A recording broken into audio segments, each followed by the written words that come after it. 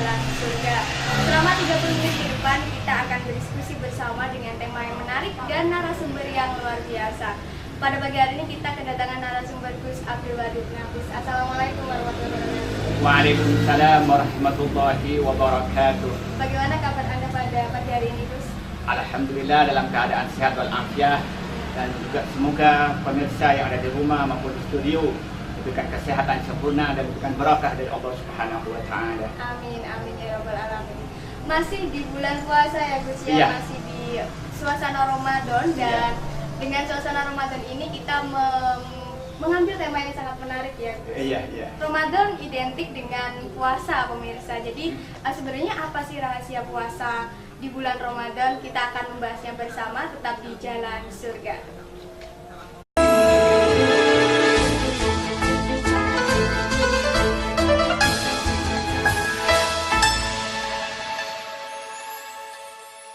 Pemirsa masih di Jalan Surga bersama saya Maya Rahma dan Gus Wadud Nafis.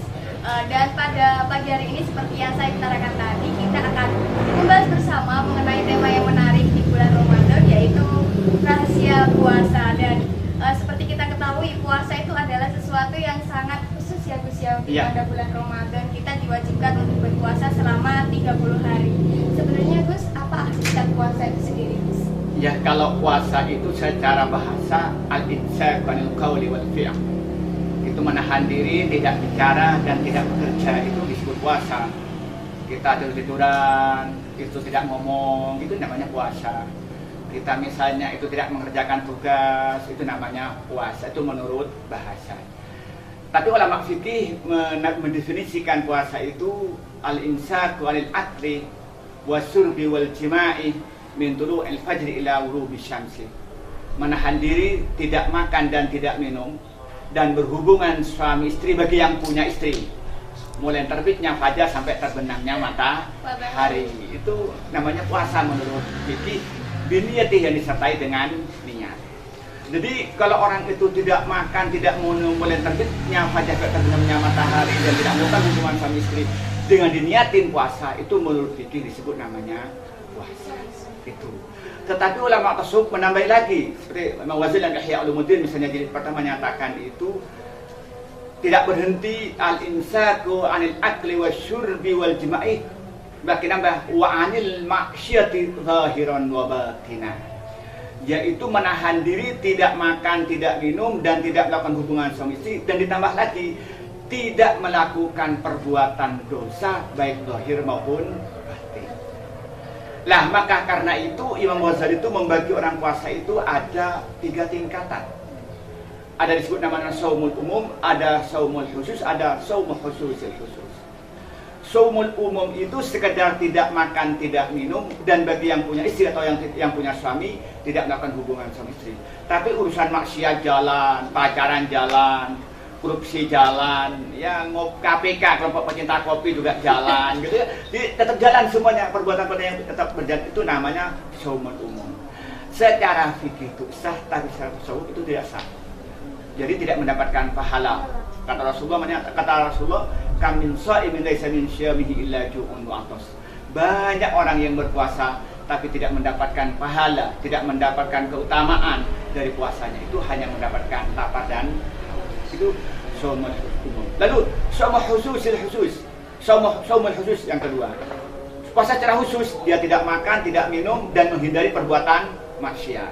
Sekedar aja ya sholat ngambil seperlunya, itu namanya ya tarawihnya berjalan, sedekahnya jalan, itu namanya saumul khusus. Namun saumul khususil khusus, dia tidak makan, tidak minum, kemudian tidak akan hubungan suami istri, kemudian meninggalin semua perbuatan maksiat dan beramal baik sebanyak-banyaknya dan hatinya hanya ingat kepada Allah Subhanahu wa taala. Itu namanya shaum khususil khusus. Dan itu yang bisa melakukan hanya para wali dan hanya para nabi. Kalau dosen-dosen YN nggak ada yang mampu itu. Nah, apalagi kalau akhir bulan rata-rata itu kena stroke. Kenapa? Karena gajinya hanya dapat stroke gaji tok, nggak dapat uang. Dari mana itu? Jadi kayak tanggal-tanggal akhir ini banyak yang stroke. Nah, itu kayak Ini sudah muda lagi. Iya, enggak, dia kena stroke itu. Jadi perlu pembenahan, kira-kira begitu. Jadi tidak ingat Sulit kita hanya ingat kepada Allah seperti para wali dan para nabi, tapi kita paling tidak berusaha lah, paling tidak tingkatan yang kedua lah, saumil khusus, kira-kira begitu. Lalu mengapa Gus puasa itu diwajibkan pada bulan Ramadan? Ya, seperti yang terangkan dalam Al-Quran, ya ayyuhalladzina amanu kutiba alaikumussyam kama kutiba alal ladzina min qablikum la'allakum tattaqun. Jadi Allah menyatakan dimulai dengan panggilan beriman, proses puasa menjadi orang yang bertakwa. Jadi kata kunci, kata Allah, puasa diwajibkan di bulan Ramadan supaya orang-orang yang beriman itu menjadi orang yang bertakwa. Apa iman dan apa yang takwa itu? Iman itu i'tiqadun bil jinan wa qaulun bil lisan wa amalun bil jawarih. Keyakinan yang mantap dalam hati seorang bahwa Allah itu ada, Allah Maha Esa, Allah itu Maha Agung dan punya sifat-sifat yang serba maha, yang 99 itu mantap dalam hatinya. Lalu diucapkan dengan perkataan asyhadu an la ilaha illallah wa asyhadu anna muhammadar rasulullah, dan kemudian dipraktikkan dengan anggota badan, sholatnya bagus, akhlaknya bagus, kinerjanya bagus, itu bentuk daripada iman. Nah, iman ini ketika ditopang dengan puasa, diproses selama 1 bulan dengan puasa Ramadan, melahirkan yang namanya takwa. Apa takwa itu? Imtithalil awamir wa jinabun nawahi limardatillah. Melaksanakan perintah Allah, semua yang diperintahkan dilaksanakan dan dijauh segala larangannya, hanya satu kata kunci, mengharapkan ridho Allah. Nah, puasa diwajibkan supaya menghasilkan sebuah menjadi takwa. Ketika orang iman dan takwa itu berkumpul, maka dia menjadi orang yang wali. Kenapa? Karena Allah menyatakan inna awliya Allahi la khawfun wa la hum yahzanun alladzina amanu wa kanu yattaqun. Wali-waliullah, kasih-kasih Allah itu nanti di akhirat tidak merasa takut di padang mahsyar dan tidak merasa khawatir dengan menerima buku amal itu. Siapa para wali itu? Alladzina amanu wa kanu yattaqun, ketika dia beriman dan dia bertakwa. Artinya apa? Orang yang puasa dengan sungguh-sungguh maka melahirkan orang-orang yang wali setelah Ramadan. Bukan yang dengan wali bisa sholat di atas air, bisa ngerti hatinya orang dan sebagainya, bukan itu. Tapi wali menurut Allah adalah orang yang mempunyai iman yang kuat, mempunyai takwa yang kuat, yang kalau dijelaskan dalam Al-Quran itu ada 16 sifat yang harus dimiliki orang yang beriman dan yang bertakwa, sehingga masuk kategori orang yang wali dalam perspektif Al-Quran. Jadi tujuan berpuasa, kata kuncinya adalah supaya menjadi kekasih Allah, karena punya predikat orang yang beriman, punya predikat orang yang bertakwa. Itu puasa Ramadan. Puasa Ramadan, ya. Lalu siapa yang berkewajiban untuk menjalankan puasa Ramadan? Ya, persyaratannya itu yang pertama harus beragama Islam. Ya, kalau dia ketepatan dia tidak Islam, walaupun jadi gubernur dia nggak wajib lah. Yang kedua, dia sudah akil baligh. Dia punya akal dan baligh. Baligh itu kalau bahasa kita ini full. Jadi kalau ada orang sudah umur 12 tahun, umur 20 tahun, tapi katanya orang desa itu kok gendeng, ya itu namanya belum baligh. Oh. Nah, itu bahasa kita belum full gitu ya. Itu nggak wajib gitu. Akil baligh ya. Kemudian berikutnya apa? Dia punya kemampuan. Dia dalam kondisi tidak sakit, fisiknya kuat untuk melaksanakan, itu baru. Kemudian yang terakhir yaitu suci dari haid dan nifas untuk bagi perempuan. Nah, kalau perempuan haid ya tidak wajib, lagi nifas ya tidak wajib gitu. Nah, maka karena itulah. Jadi kalau dia beragama Islam, sudah akil baligh, mukallaf, ditambah dia itu punya kemampuan fisik karena dalam keadaan sehat, kemudian ditambah dia itu bebas dari haid dan nifas, itulah orang yang wajib melaksanakan puasa. Lalu bagaimana jika mereka tidak mau berpuasa, Gus? Nah, kalau mereka sudah punya kewajiban puasa tadi, dia sudah Islam agamanya, kemudian akalnya sudah sempurna, baligh, kemudian dia itu untuk perempuan tidak haid dan tidak nifas, maka mendapatkan dosa dari Allah. Kata Rasulullah, kalau ada orang itu puasa, ada orang itu di bulan Ramadan tidak puasa, bukan karena uzur, maka walaupun dikodoi sepanjang tahun, bahkan seumur hidup tidak akan tertebusi dosa yang dia lakukan. Coba bayangkan, jadi pemainnya dia dalam keadaan sehat, karena alasan dia menjadi supir, dia tidak puasa. Atau karena alasan katanya dosen sedang melakukan penelitian di bulan Ramadan, sedang ada rapar lah kata dosen-dosen, lalu dia tidak puasa.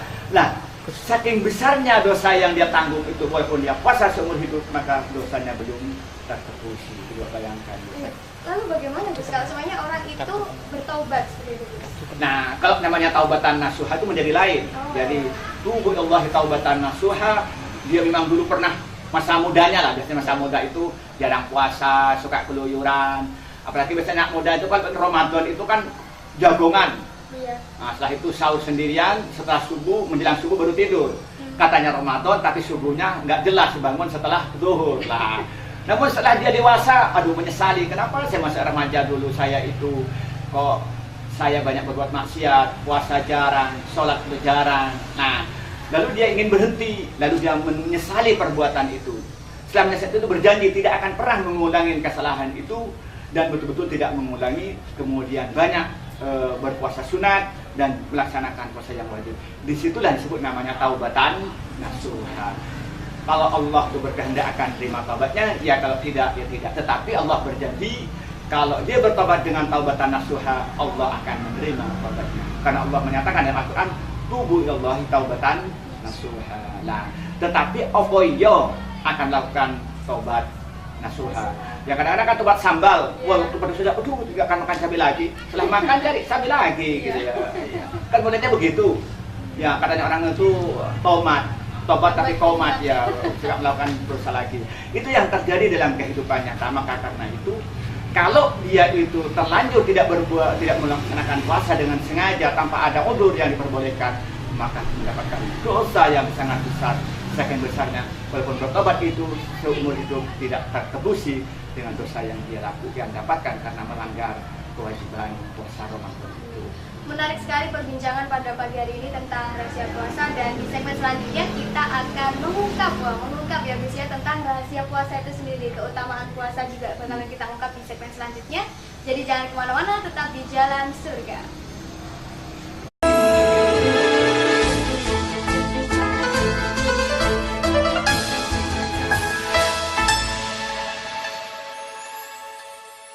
Oke pemirsa, masih di Jalan Surga, dan di segmen pertama tadi kita sudah membahas mengenai tentang hakikat puasa dan hukumnya puasa. Sekarang kita akan melanjutkan dialog kita tentang rahasia puasa. Sebenarnya rahasia dari puasa itu apa, Gus?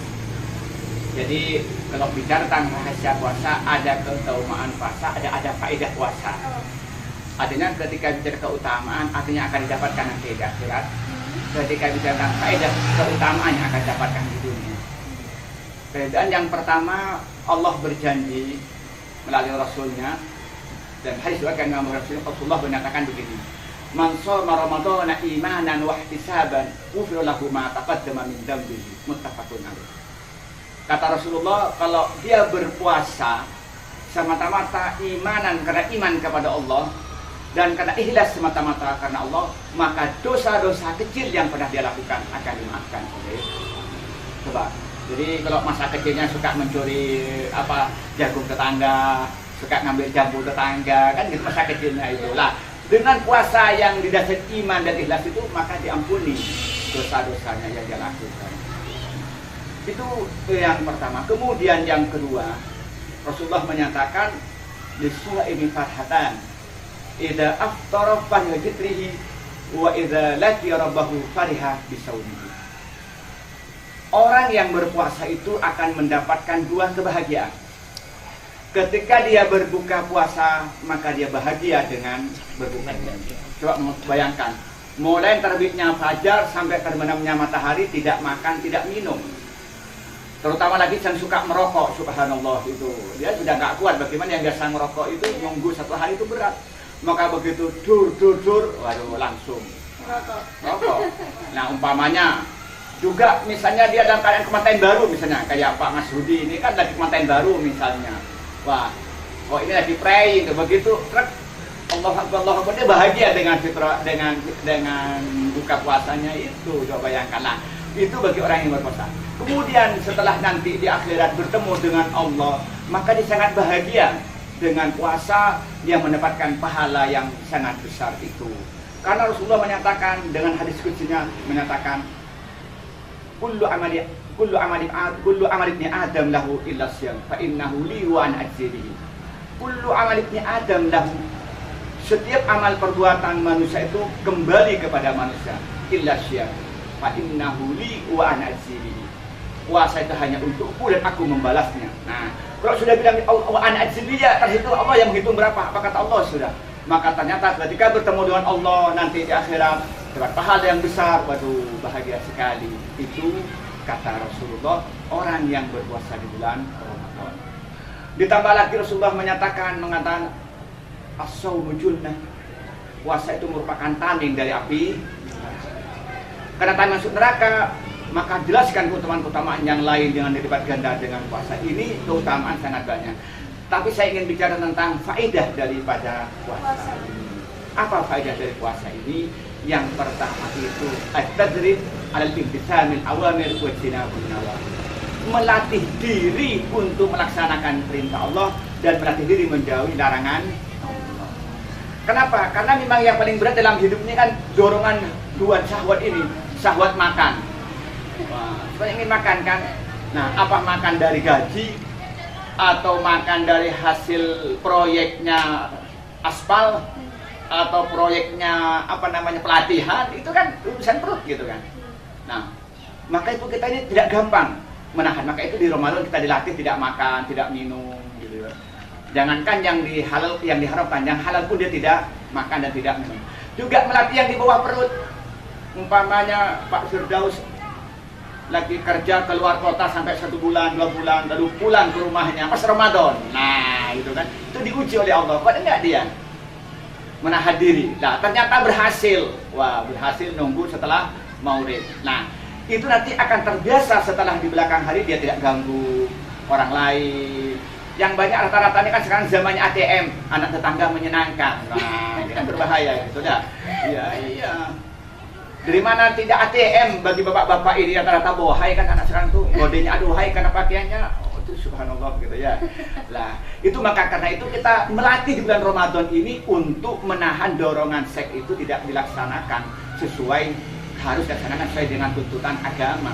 Nah, karena itu dia akan melatih diri melaksanakan perintah Allah. Kewajiban dilaksanakan dengan sungguh-sungguh dan juga melatih diri untuk menghindari segala yang dilarang oleh Allah. Itu faedah yang kita dapatkan. Kemudian yang kedua, di bulan Ramadan ini kita akan merasakan nikmat Allah. Ternyata ini tidak punya makanan itu lapar itu berat. Mulai terbitnya fajar sampai terbenamnya matahari saja sudah berat. Bagaimana orang yang miskin yang tidak bisa makan, tidak tahu kapan harus dia makan. Wah, ternyata kita punya uang, ternyata jadi dosen dia, kita harus bersyukur.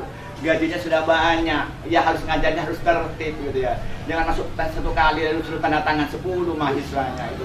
Apa pertanda bersyukur kepada Allah Subhanahu wa taala itu. Jadi kita tahu ternyata itu kenyang itu nikmat. Nah, situ akan kemudian yang ketiga akan melahirkan rasa syukur kepada Allah dan akan melahirkan rasa cinta kepada orang yang miskin. Bersyukur kepada Allah, ya Allah, untunglah saya diberikan kemampuan beli sandang dan pangan. Ya Allah, kasihan mereka yang tidak bisa makan. Maka karena itu pada akhirnya akan melahirkan apa? Mau memberi orang itu. Kemudian yang keempat, keutamaan dari faedah daripada puasa ini, kita memberikan kemantapan, azmu, kuat. Jadi tidak mudah tergoda. Nah, kita ini diam di rumah sendirian, nasi di rumah, nggak ada orang, kita tidak makan. Kita bisa menahan hawa nafsu. Lah, kita memberikan kemampuan yang kuat begitu, itu tidak gampang. Kemudian berikutnya kita ini mampu mengontrol diri. Kita ketika mau makan, ini batal. Tidak usah dijaga oleh polisi, tidak usah dijaga oleh hansip. Tapi kita tidak makan karena dijaga dari dirinya sendiri. Nah, kenapa dia tidak megang istrinya? Kalau di rumah halal kok nggak ada orang. Oh, karena ini takut batal. Hanya apa? Punya manajemen dalam menjaga dirinya sendiri. Itu kelebihan yang dimiliki. Nah, begitupun setelah itu kita ini terbiasa menjaga diri. Kita melaksanakan sholat jamaah karena adalah faktor penjaga dirinya sendiri.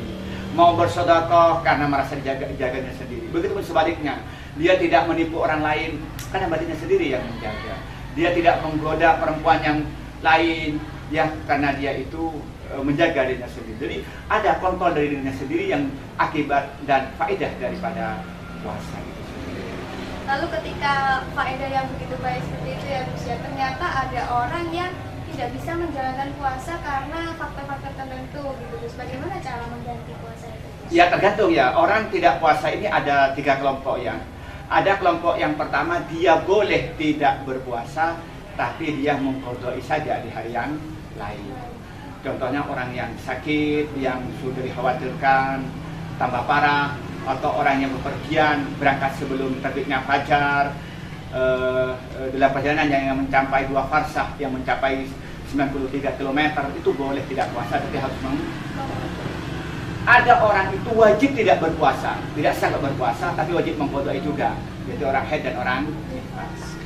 Ada orang itu wajib boleh tidak berpuasa, wajib mengqadai dan wajib bayar fidyah, yaitu orang hamil khawatir anaknya sakit, atau orang yang menyusui khawatir anaknya sakit, maka boleh tidak berpuasa, wajib mengqadai dan juga wajib bayar fidyah. Ada yang terakhir itu boleh tidak berpuasa dan hanya wajib bayar fidyah, tidak wajib bayar qada, yaitu orang yang sakit yang tidak bisa diharapkan kesembuhannya, maka dia itu boleh tidak berpuasa dan wajib hanya bayar fidyah, tidak wajib mengganti puasa. Jadi kesimpulannya pada tema pagi ini seperti apa, Mas? Jadi kesimpulannya bahwa Ramadan itu adalah kewajiban tidak makan dan tidak minum dan tidak melakukan jima dengan niat sejak terbitnya fajar sampai terbenamnya matahari. Kemudian keutamaan puasa itu sangat banyak. Yang pertama, dosa-dosa diampuni. Yang kedua, nanti akan mendapatkan balasan yang sangat besar di sorga. Kemudian faedahnya kita terbiasa menahan diri untuk melaksanakan perintah Allah dan menjauhi segala larangannya. Kemudian yang ketiga, dia mendapatkan kekuatan batin untuk berteguh kepada ajaran Allah.